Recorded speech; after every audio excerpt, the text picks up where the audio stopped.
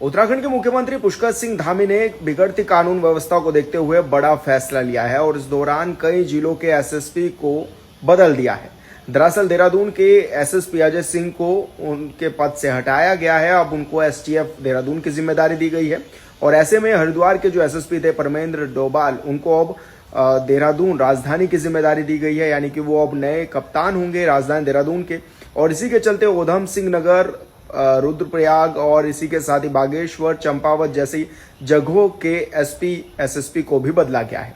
यानी कि कानून व्यवस्था पर लगातार सवाल खड़े हो रहे थे, लगातार लोग डर के साए में थे और राजधानी में एक के बाद एक कई घटनाएं ऐसी हुई जिन्होंने दिल को दहला दिया।